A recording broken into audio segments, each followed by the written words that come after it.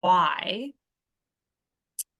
I didn't ever picture myself as an entrepreneur, Tyler. I like entrepreneurship was not something that I aspired to.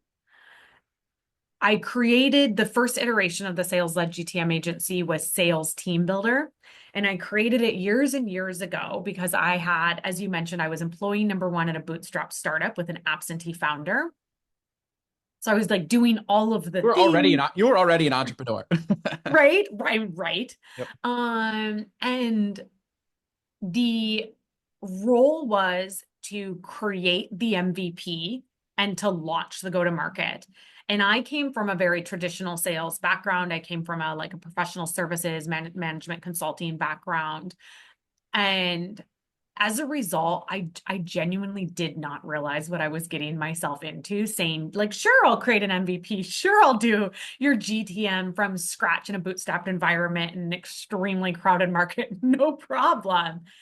But I learned so much. To be fair, I was working like 80, 100-hour weeks every single week, and that did lead to some really severe burnout and mental strain. But like grinding it out for the 18 months in that role, I leapfrogged my knowledge and my career so far forward. And I learned so many new skills. And I also learned what I was capable of in a way that I simply did not understand prior to that role. Like I created an MVP and launched it in 9 months. And in 9 months after that, had 21 logos on board. Like that's crazy. And I did it with a team of four, me plus three other people. Like that's crazy. So that's a very long way of saying that gave me the sort of seed of an idea that I should just have my own LLC. I was like, I don't know. I created this company from scratch. Maybe someday I'll want to create my own company. I'm just going to have this LLC, no real plans to use it for anything, but maybe some like side hustle, passion project stuff. So I think the universe, or maybe my instincts, my intuition, were pushing me in a direction that intellectually I didn't realize I was going, but I was still sort of going there. And then I was actually in a great job, great company, great product, but we got acquired. And then shortly after getting acquired, switched backers from our current backer that had 100% PE stake to Morgan Stanley PE's second fund and then acquired two other companies. And it just was not for me. Like the role I'd been hired in no longer existed.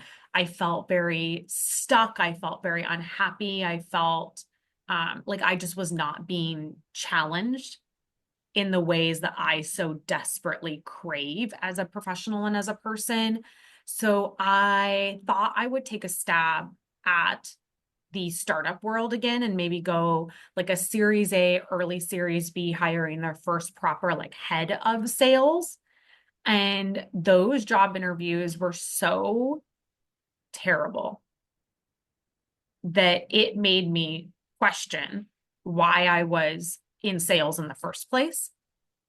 It made me ultimately question why I was working so hard trying to get a job working for another founder to make them money when I was already a founder and I was already making quite a bit of money on the side with the sales-led go-to-market agency.